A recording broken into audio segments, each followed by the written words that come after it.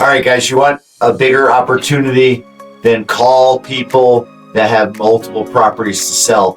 In this conversation, I talked to a gentleman, build a great rapport with him, have a wonderful conversation, and find out, or actually rather confirm, that he has multiple properties that he potentially can sell, and put myself in a great position. So if he does sell those homes, then I will be the person that he sells them with. So you'll get a ton of value out of this conversation, especially if you're going to target multiple property owners. Guys, I'm Ken Blumberg with Making Probate Easy. Enjoyed this conversation, and I'll see you on the other side.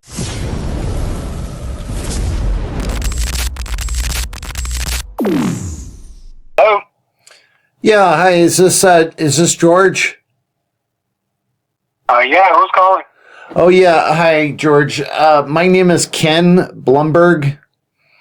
And George, the reason I was reaching out to you tonight, I'm kind of playing detective tonight. So thank you for playing along with me and taking a couple minutes with me. But George, my understanding is that maybe you were going through the probate process on a property at. Do I have that right, George? I think that's part of it. You would have to reach out to the attorney. I know that there was a last will and testament and all this other stuff, but I can give you the attorney's information if you like. Well, I was trying to reach you. I mean, basically, thank you, though. Thank you so much. I mean, that's very, very kind of you. But yeah, I'm not. I'd like to talk to you before I talk to them to see if it is a possibility for me to possibly help you. All right, I chose not to take him up on his offer to give me the attorney's information right there, but that also could have been an opportunity to say, yes, go ahead and give me the attorney's information, and then I could actually confirm that I know them, I know their reputation, that they are a good, reputable attorney as far as I was concerned, and that, yeah, it would be a pleasure to work with them if he and I decided that we did want to partner on selling those properties. But that way, that also confirms that I know a lot of people in the business, and that it would be a good choice to hire me because I would work well with his attorney. Number one, first and foremost, so if you'd lost somebody recently, my condolences to you and your family. Are you doing okay, George? Yeah, I'm hanging in there. All right. Yeah, I know my mom's in a nursing home, and it's just been awful. Pretty much every day, it's on my mind in some way or shape or form. Got it. Yeah. So I mean, losing somebody's never easy. It's losing a part of ourselves. All right, now he's pretty cold and matter of fact about his loss. Who knows if that affected him more deeply when it first happened. But what I'm trying to do there is to convey real emotion, to get him to feel something, because obviously if I can get him to feel something either for me or for his own loss, then that's going to deepen the connection. So never miss an opportunity to at least try to convey some real emotion there. But this whole one, I mean, are you familiar with that property? My understanding, George, is that maybe you were going to inherit that property. Is that? It's very possible, yes. I mean, again, I was notified about it, and so they've started the process. So, because I'm actually in California, so. Oh, I see. But they didn't mention. And thank you for letting me know you're in California. But did they name you the executor, or will you be named the executor for this estate? Yes. Okay, but they didn't clearly let you know if there's a piece of property that might, that will belong to you. I'll be 100% honest. They may have. I just right now because I'm driving, so I don't have access to all the properties that were mentioned in that. So I mean, they may have with the documents. I just don't have it in front of me to say with all certainty.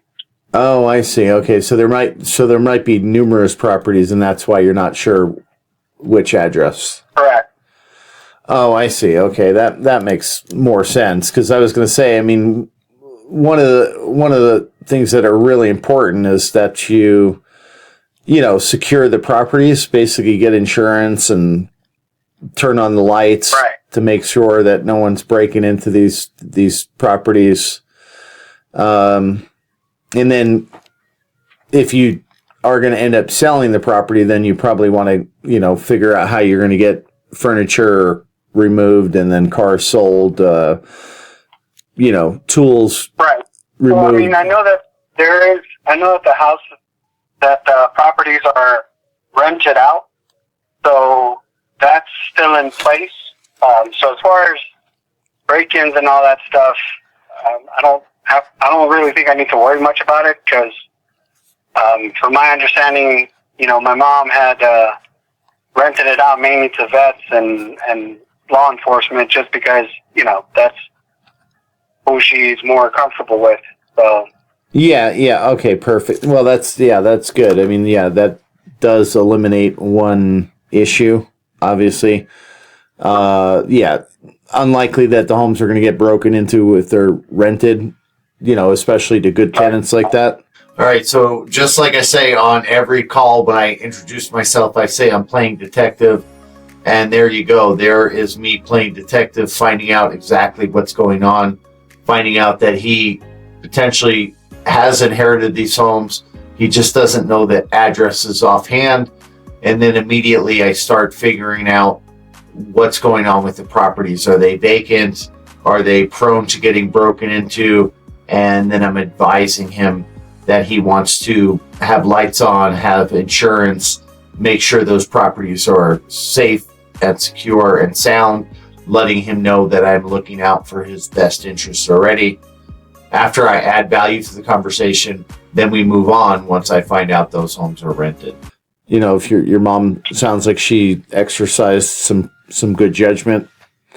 Well, yeah, I mean, that's, a lot of people, I personally, when I've had rentals before, I try to choose the tenants pretty carefully, because I figure exactly. you start out with a good person, you're going to wind up with a good person. And, Exactly. yeah, my experience is if you just leave it up to the property manager, they don't care. Right.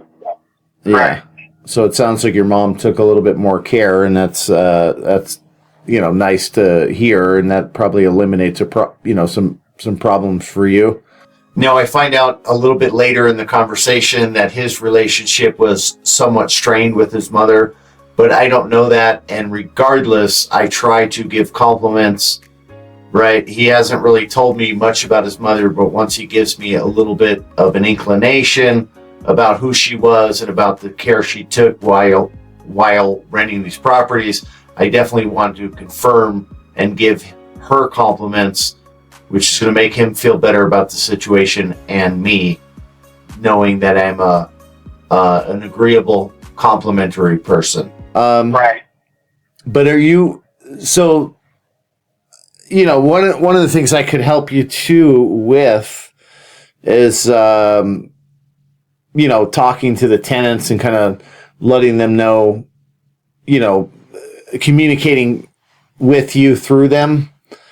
You haven't gotten in touch with any of the tenants yet, George? Yeah, no, I've already reached out to them, because actually they're the ones that notified me that she had passed away. Okay. That's why. So, I mean, and the attorneys that handling all the case and everything, they've already reached out to them.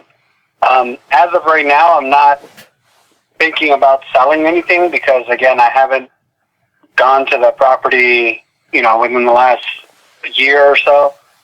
So, I'm not sure if I'm going to be selling it, or I'll just use it as residual income or something. So, it's just kind of like let it continue to pay itself off, since there's still a mortgage on it. So. Right. Well, again, are you talking about your mom's house or the other rental properties? Well, all the properties, from my understanding, because she was in a in a nursing facility. Oh, she was. Okay, gotcha. Yeah, that's tough. Yeah. So that's why I say, as far as I know that she had purchased quite a few properties and was renting them out, and they were just kind of like letting it pay for itself pretty much. Gotcha. So, Gotcha. All right, so right there, he said he was going to potentially keep those homes, those rental properties. Then I asked about his mom's home because I figured if she lived in one of the properties, then he might sell that one so he didn't have to go out of his way and find a tenant for that particular home.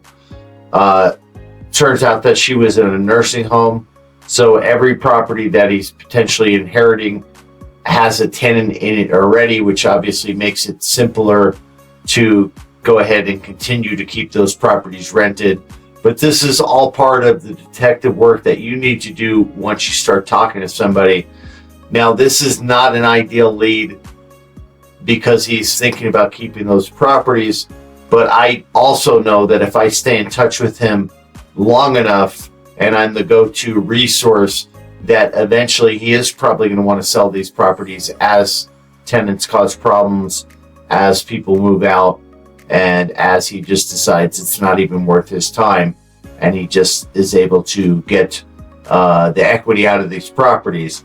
So this is a little bit longer term play. It's not ideal. It's not exactly what I wanted to hear, but the reason it's still such a good lead is because the communication is so open and so clear. Do you, yeah, and that makes sense. I mean, obviously, if you have good tenants in there that pay, and they're not going to make your life a living nightmare where you have to collect the rents all the time, and or evict them, or there's problems with the house and they don't tell you about it. They just let the water damage cause mold or something like that. I mean, obviously, you probably know bad tenants can be your worst nightmare, but good tenants can be, a pleasure. Exactly. Yeah. So, so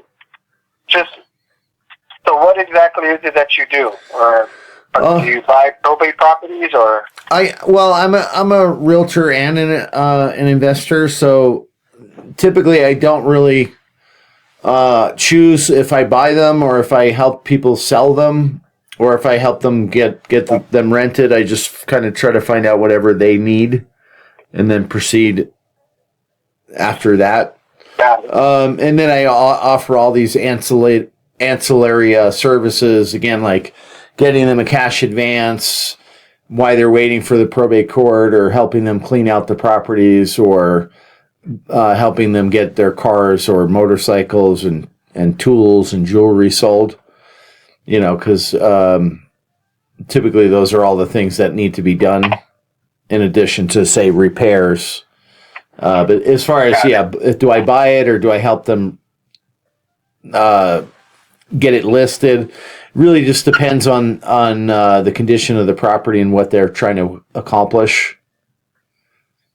I mean, is there anything at the properties that you can think of that you might need as of now, George?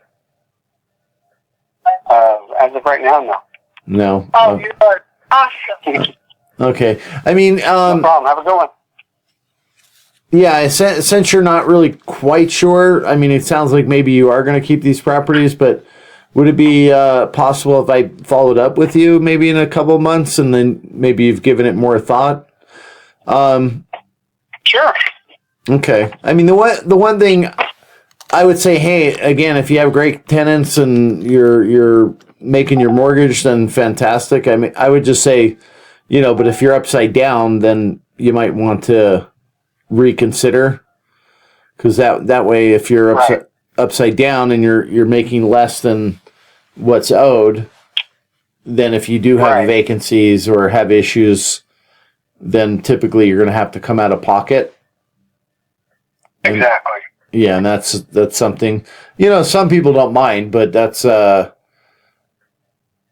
a situation a lot of people want to be in, especially if the market kind of looks like it's topped out. I mean, who knows, but it seems like we're starting to slow down as far as the market overall. Right. Well, yeah, like I said, I haven't really been up to date with, how the properties over there and stuff, but like I said, I know that the attorneys are stating that probate should be closing or finalized by the end of March. So by then, more than likely, like the last week of March is when I would go down and, look over the properties and then speak with the tenants and see what they want to do, if they want to continue to like renew the lease, or what the situation is. Right. Okay. Yeah. Kind of assess each property, I guess, on its own merit. Correct. Okay. Yeah. And were you, I mean, yeah, so perfect, George. I'll follow up with you. I'll send you my information with a list of what I do.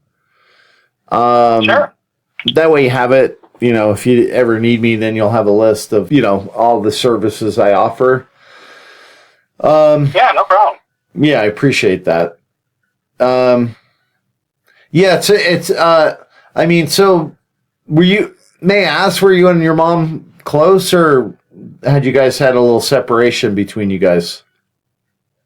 Yeah, it was just some family drama that popped up with her and my wife, and so yeah, that kind of put a lot of issues there. But that was kind of like the overall gist of it. But Oh, okay, gotcha. Oh, wow, that's tough. Yeah, that's really tough because my mom was never really that much of a mom. So, right.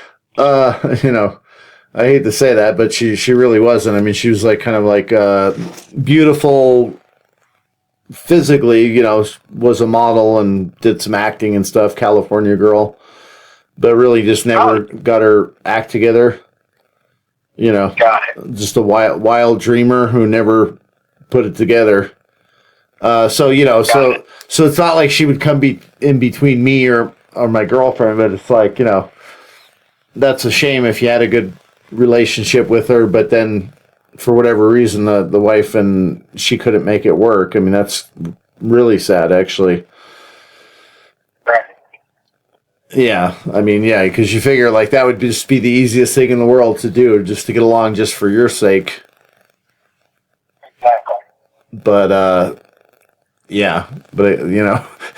so much is life. We think something's gonna happen, and we think it's easy, and then all of a sudden it's turns out not to be so easy for some reason. True.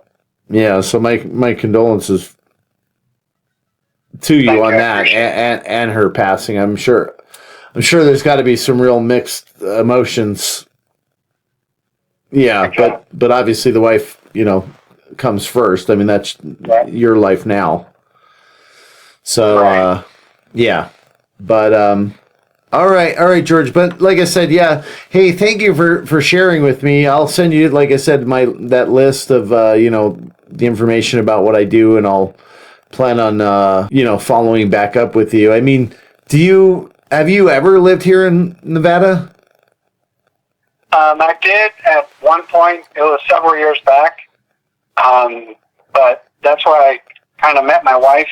Mm-hmm. So, but by that point, she wanted to get out of Vegas, and I was like, I was okay with going back. So, yeah, we ended up doing that. So. Okay. Oh, that's cool. Well, it's good. I'm glad you're able to afford it. I mean, I guess I could probably move back. What's that? Yeah, no, it's getting up there. Like, it's getting up there, but yeah. Yeah, I lived in California for a little while, and my buddy still lives up there, and I keep telling him to move, but to a certain extent, I understand. Like, it's kind of like once you move, it's like almost impossible. I mean, if not very hard to go back. Right. Yeah, just you start kind of getting comfortable and raise what you can spend, and then and then you're just like, why do I got to pay how much in tax? And my property cost me what? My payment what? Like, yeah, I think it's just very hard to go back once you've left.